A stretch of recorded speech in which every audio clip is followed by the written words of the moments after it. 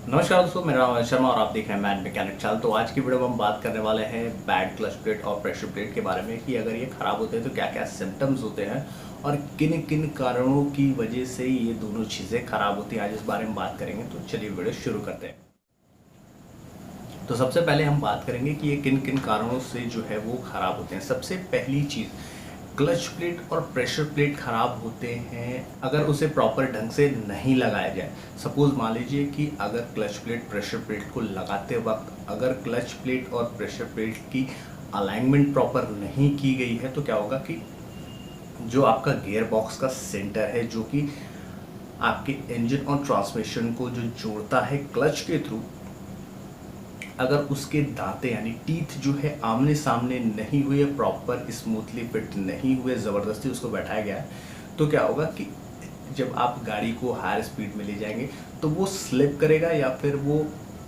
जो आपका clutch plate है, सपोज मान लीजिए आपका फ्लाई व्हील है और उसको ऐसे एकदम बिल्कुल सामने होना चाहिए, लेकिन अगर वो उसकी अलाइनमेंट गलत है, अगर ऐसे हल्की सी भी ऊपर नीचे है तो वो कुछ इस तरह घूमना शुरू करेगा, जिससे कि आपका ट्रांसमिशन बहुत ज़्यादा वाइब्रेट करेगा और आपके ट्रांसमिशन का जो कोर है यानी सेंटर, जो कि मेन आपका शाफ्ट है, वो टूट जाता है इसके कारण से। और कई बार क्या होता है कि इसी कारण से क्लच प्लेट जो है वो बेंड हो जाती है, बेंड होके, क्योंकि क्लच प्लेट के दो प्लेट्स होते हैं, एक फ्लाई व्हील से कनेक्टेड होता है, दूसरा प्रेशर प्लेट से कनेक्टेड होता है, जो कि और यही दो प्लेट्स जो हैं जब प्रॉपर अलाइन नहीं होंगी तो बीच में जो रिवेट्स होती हैं क्लच प्लेट के, वो टूट जाती हैं और प्रेशर प्लेट्स जो है, क्लच प्लेट की जो दोनों प्लेट हैं वो अलग हो जाती हैं और ट्रांसमिशन काम करना बंद कर देता है।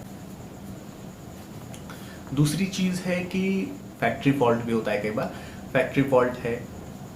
तो ख़राब हो गया, लेकिन ज़्यादातर क्लच प्लेट प्रेशर प्लेट ख़राब होने के चांसेस ये होते हैं कि उन्हें प्रॉपर नहीं लगाया जाता है। सपोज मान लीजिए क्लच प्लेट प्रेशर प्लेट सही लगा है, बिल्कुल सही लगाया गया है,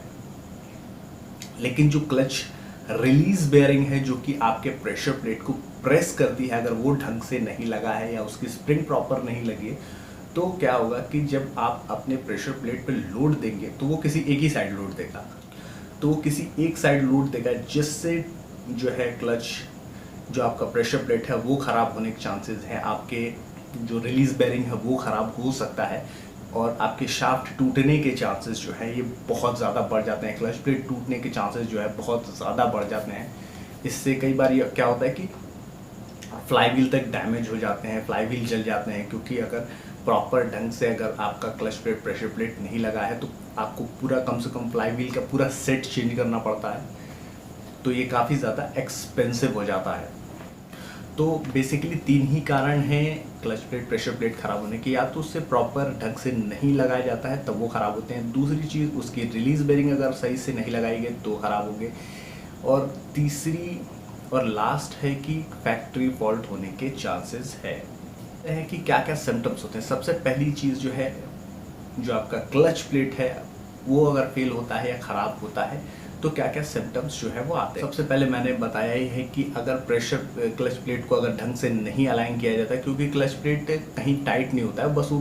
फ्लाई व्हील और प्रेशर प्लेट के बीच में बस लगा होता है और उसके बीच जो शाफ्ट जो है आपके गियर बॉक्स की शाफ्ट लगी होती है,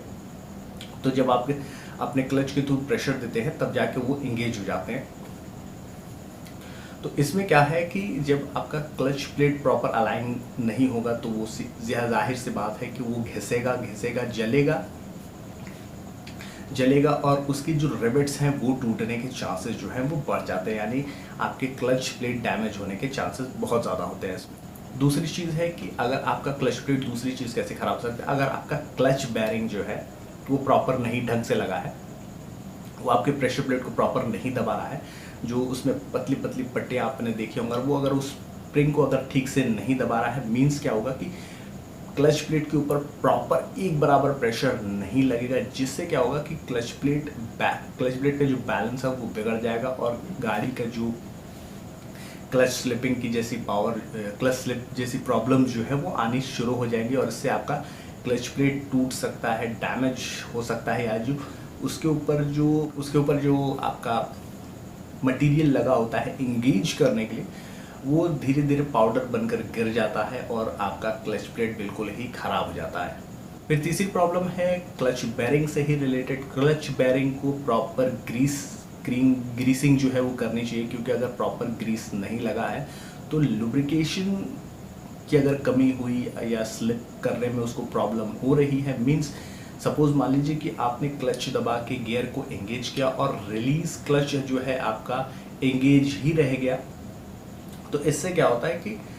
आपकी प्रेशर प्लेट और क्लच प्लेट पे बहुत ज़्यादा लोड पड़ना शुरू हो जाता है, जिसकी वजह से आपके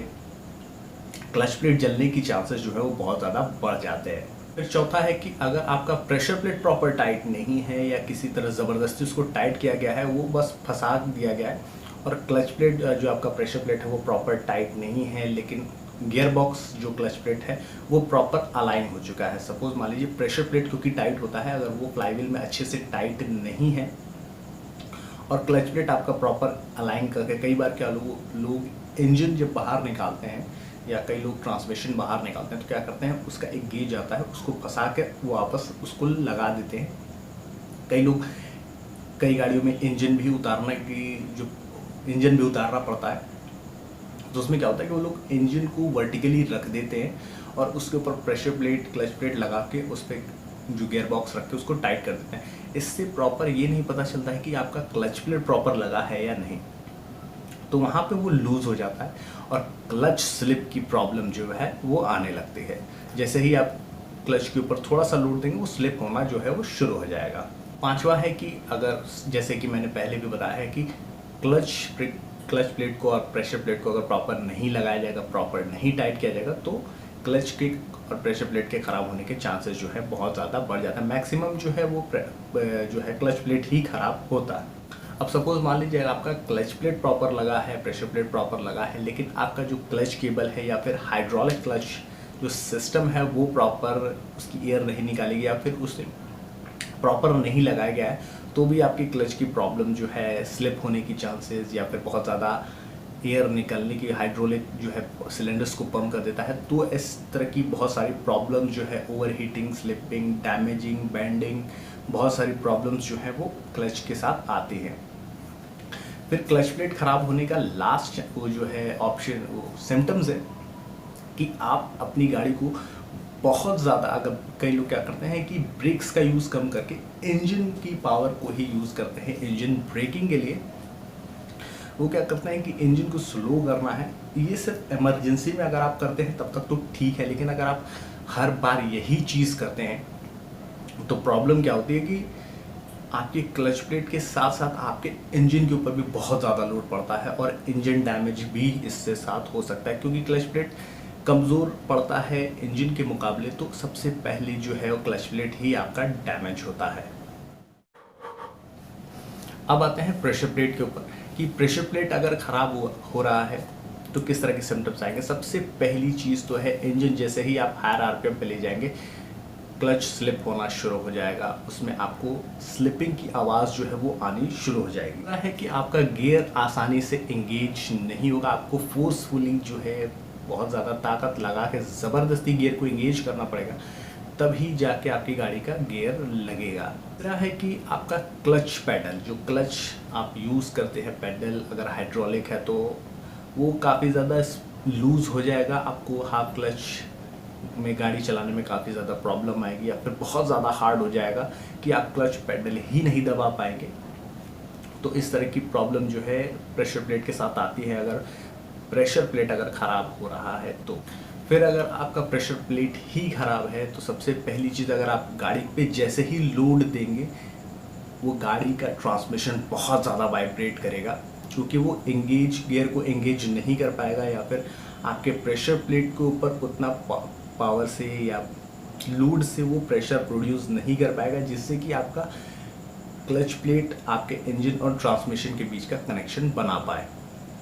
अगर वो बनाता भी है तो प्रेशर प्लेट के फॉल्टी होने के कारण जो है वो स्लिप, ओवर हीट जैसी प्रॉब्लम जो है वो क्रिएट करेगा। और प्रेशर प्लेट ख़राब होने की सबसे आसान चीज़ है कि अगर वो आपका गियर एंगेज नहीं होने देगा आसानी से। जब भी आप गियर एंगेज करेंगे तो आपको साउंड जो है क्लियरली सुनाई देगी, आपका गियर एंगेज नहीं हो रहा है। फिर उसी के साथ साथ इंजन में आपके ट्रांसमिशन में वाइब्रेशन, यानी आप अपने गियर शिफ्टर को वाइब्रेट होते हुए महसूस करेंगे, क्योंकि बहुत ज़्यादा वाइब्रेट करेगा और इस वाइब्रेशन की वजह से आपका क्लच प्लेट डैमेज होकर टूट भी सकता है या फिर घिस के वो ख़त्म हो सकता है, जिससे कि आपको क्लच प्लेट प्रेशर प्लेट जो है बिल्कुल नया डालना पड़ेगा। तो जब भी क्लच प्लेट और प्रेशर प्लेट आप नया डालें, ट्रांसमिशन या फिर